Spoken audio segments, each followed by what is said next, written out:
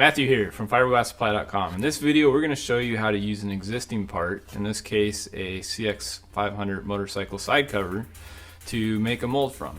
This particular video, all we're going to do is show the steps that we went through to set this up to be able to pull a mold from it. As you can see, it has cutouts and details that we need to deal with before it is ready to make a mold from.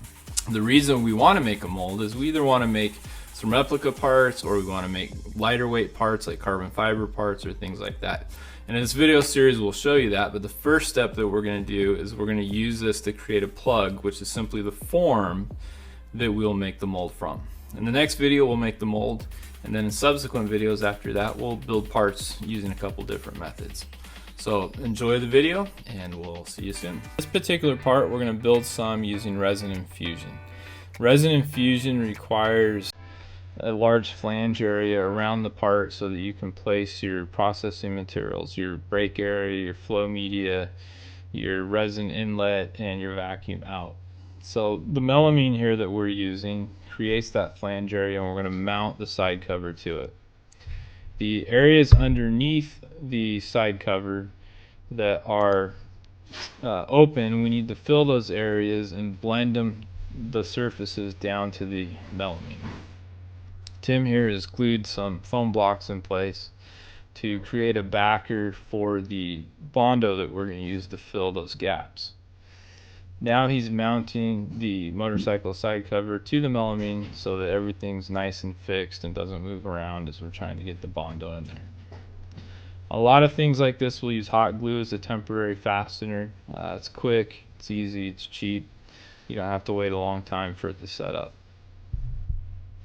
Once he has that in place, the next thing he'll do is he'll tape around the perimeter, leaving a small gap so that as he gets the Bondo on there, he won't get it in areas that he doesn't want it to stick to. For a lot of this work we use Bondo or Autobody filler. It's a fast polyester resin based putty, and typically it's going to take 2 to 3 coats or applications of it to get to the right depth. So what he's doing here is just filling those areas. He'll work his way around it and smooth it off. Typically, as you trowel off the Bondo, what is going to happen is it's going to shrink back a little bit. It does that for 2 reasons. One is just the nature of the material. When you trowel it, it pulls in or back a little bit along the trowel. And then the second is it is a polyester based system, and as it cures it shrinks. So he's going to get in there as clean as he can. You always want to work clean. That will reduce the amount of sanding that you have to do. But he knows he is going to have to do some sanding and refill. Bondo does cure quickly, so you can see right here it's in a rubbery state. Usually that's 5 to 10 minutes after you apply it. Depends on how much hardener you put in it. So he's sanding down the highs here. That will expose the lows, and then he'll come back with a second coat of Bondo and fill those low areas. One of the things you can do with Bondo as you get towards your finished coats and you want a better sweep on it is use some isopropyl alcohol, some rubbing alcohol to thin it with. And that'll allow it to, it'll be a little runnier, but it will sweep better and give you cleaner surfaces when you apply it. At this stage we're using a pretty rough or coarse sandpaper. I believe that's like a 40 grit there on the sanding block.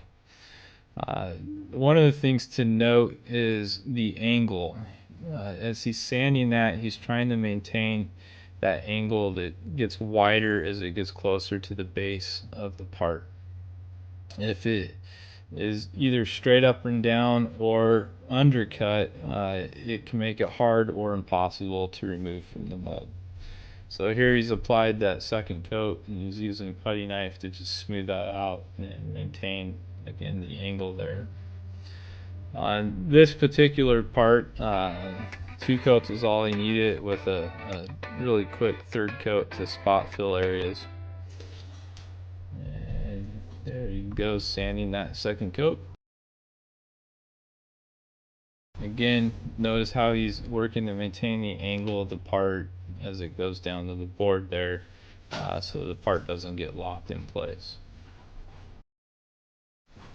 Now he's just going through and spot filling a few areas that need to be taken care of before he does his final sand. On this particular part, and you see right here how there is some open angle there, and that's what we want. We want the part walls to slope down and out to the board. This particular part, we're not worried about the surface finish. We anticipate that the parts that come out of the mold, we are going to spray with a clear coat.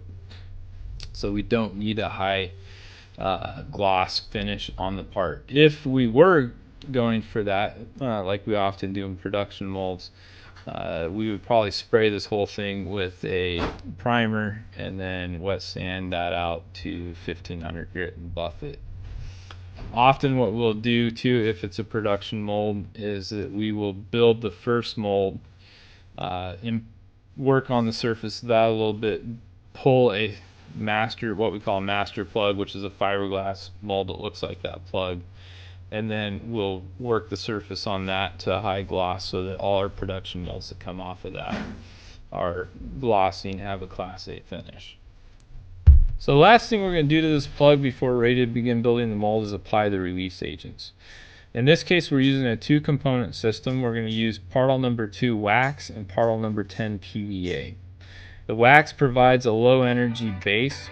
We could use it as a standalone release agent, but the PVA is going to be our backup. It provides an actual physical barrier between the part and the mold that we're building on top of it, and gives us a higher probability of getting that apart should something go wrong. Also, if we were using a part that we didn't want to damage or have the chemicals come in direct contact with, the PVA is great for providing that physical barrier between the gel coat that you're going to spray down and the actual part itself. For instance, if you took somebody's fender and wanted to return it in good condition or the same condition you got it in, PVA might be the way to go. So Tim's going to apply 3 layers of wax. You apply the wax with a rag and then give it a few seconds or minutes to flash off, and then buff it up to high gloss. Again, our surface finish on this particular part isn't super glossy, so you're not going to see it buff that to a gloss. But once he's got all 3 coats of that on there, then he'll spray the PVA on. PVA is polyvinyl alcohol. The alcohol will flash out or evaporate out of that, and it leaves a film, again a nice barrier between the plug here and the mold. You do want to get the PVA on thick enough so that it comes off in sheets, and so one of the best ways to do that is to first spray down a fine mist coat and let that mist coat dry. That should dry to a hazy textured surface, and what that'll do is allow you, when you spray the next coat, to be able to spray that a little bit heavier and have it flow out without running.